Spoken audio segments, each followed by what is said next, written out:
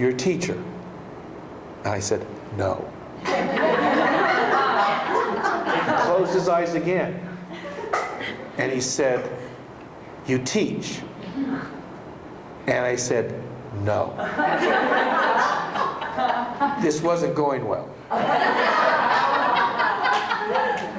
And he paused again, and then he said, you know things that other people don't know. I said, well, everybody thinks that.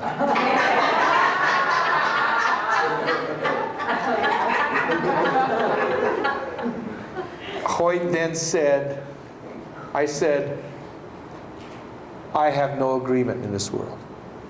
I have no audience. I have no voice.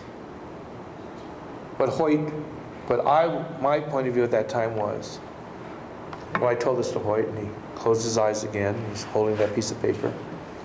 And he said to me, this will soon change. People will begin seeking you out. This is 2005. I had spent much of the 30 years at war with this society in particular and with the world as a whole. I was not a happy camper. As I said the last time I was here, I had fought the law and the law won. I couldn't afford a third fight. I had grown up during the 60s. I had consciously choose to leave the society that we view as communal. I viewed myself as an outsider, and I was. Nonetheless, that's what the esteemed Hoyt Robinette had to tell me. All right? And we left. Martha told me what had happened to her, and we went home. That year, a very close friend of ours had formed a group called the Positive Deviant Network. It had some rather extraordinary people in it, and he asked Martha and I to join. We went back later that year to Salt Lake City. There were 60 people. 3 of those people had been in the movie The Secret. And on one day, one of the people got up. He was very, very wealthy. And he said, listen, I don't necessarily want to talk to you. I want my friend to tell you what happened. He said, my friend and I have been friends for decades. I've always believed in God. He never has. I said, what's it going to take for you to believe? And he looked at me and says, absolute proof. He said, well, I want my friend to come up and tell you a story. He got up in front of this group. We were in Utah. And he was very nervous. You could tell he was nervous. He wasn't comfortable speaking in front of people. And he was open enough to ask us. He says, listen, could you give me a hand? And we all clapped to make him feel at ease. Whereupon he started telling his story. And he said that he had just finished an IPO that Coca-Cola had backed. It was worth hundreds of millions of dollars. It was very successful. And they decided to throw a birthday party for him. It was a big party. It was in Atlanta. They all flew in. And he went there. And he said, on the way out, the party was over. Big success. Lots of money was on the table. And now in people's pockets. And he had a massive heart attack. He dropped. They took him to the hospital. He said, what happened was, he didn't see himself as is common in a lot of out-of-body experiences, having the view of looking down himself in the body. He said he found himself in a context which reminded him of late night TV when the cable's finally going out.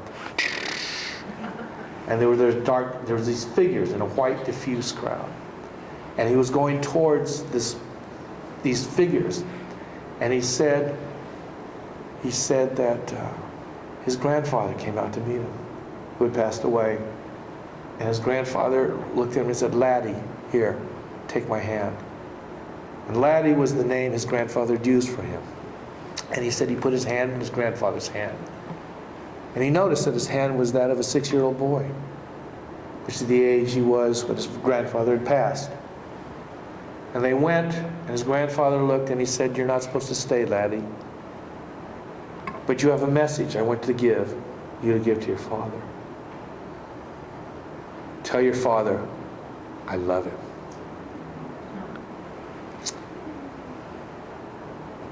He paused, he broke down and almost started crying. Very quiet in that room. And he said, I opened my eyes, and I was being put into the ambulance.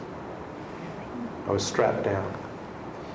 Everybody was just staring at me. And he said he looked up, I saw my father. I said, Dad, I just talked to Grandpa. He has a message for you. He wants to tell you that he loves you. His father, who he had never seen cry, broke down in tears. That's what we got at 2005 meeting of the Positive Deviant Network. Of all the things, the events that I took away from that, that stuck in my mind the most. And yet it was only to presage a journey that Martha and I were about to begin with spirituality, with death, or what it appeared to be, which was really just a cover of life which never ends. That was 2005. 2006, I had a conversation with John Body, who was a major bond trader in that group. He had made hundreds of millions of dollars and retired. Ran a proprietary bond fund for Credit Lyonnais in London. And John was worried about the economy at that time, and so was I. I had kept these thoughts to myself for 10 years. For the previous 10 years, I'd been focused on the economy. And I didn't know why. Now I do. And so what happened was I began writing a book that year.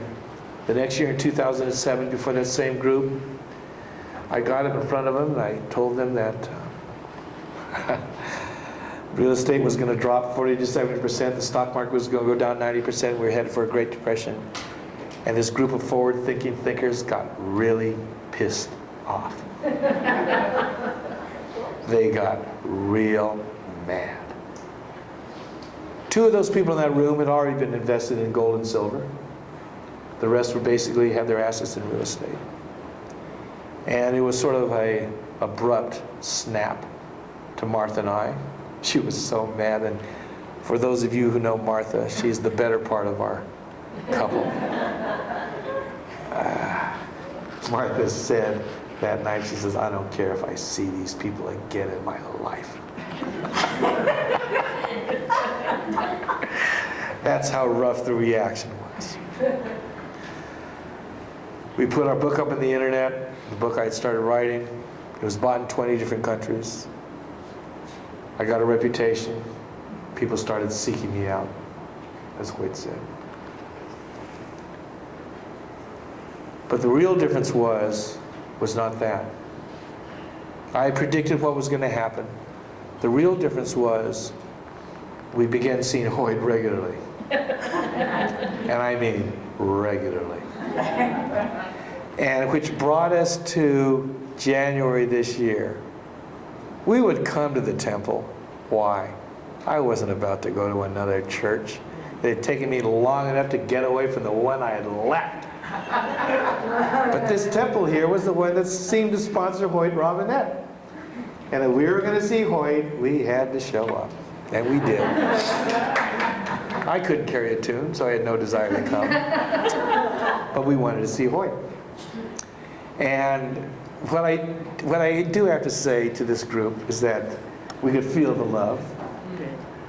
We would show up twice a year when Hoyt was coming, and I know. Reverend Mason would look at us and say, see you next year. And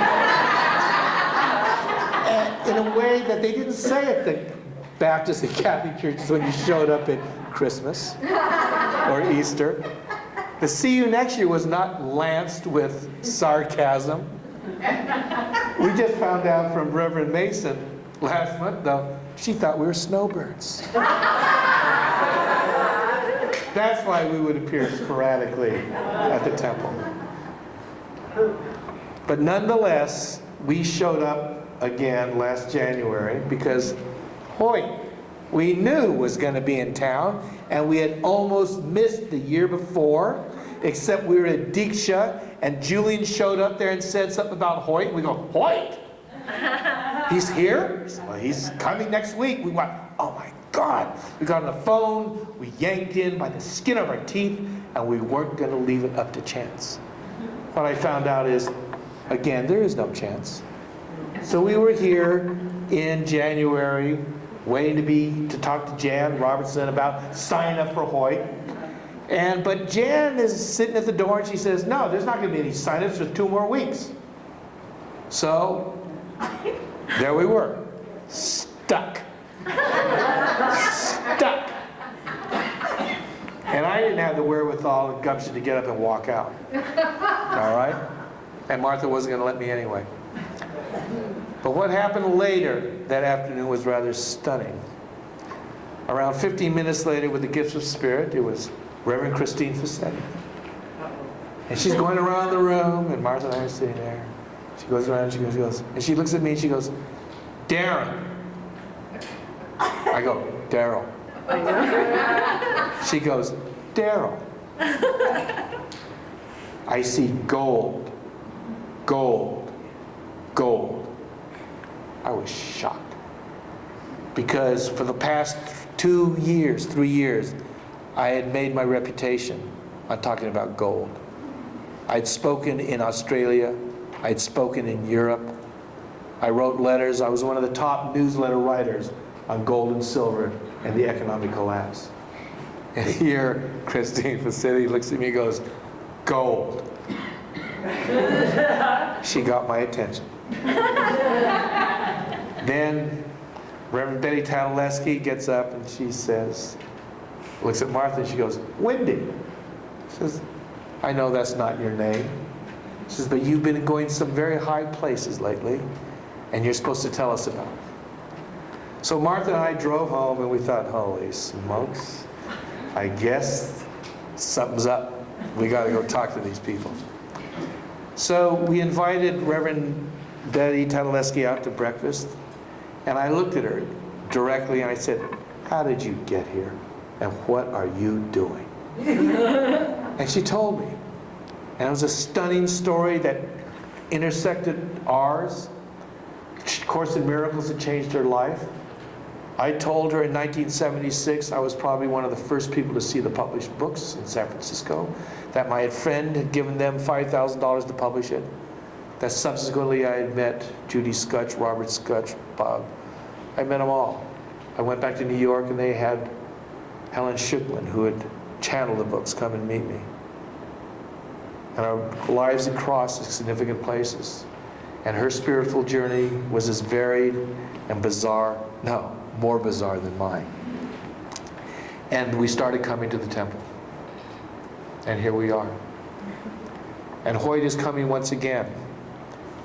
And what I want to say about spirituality is this.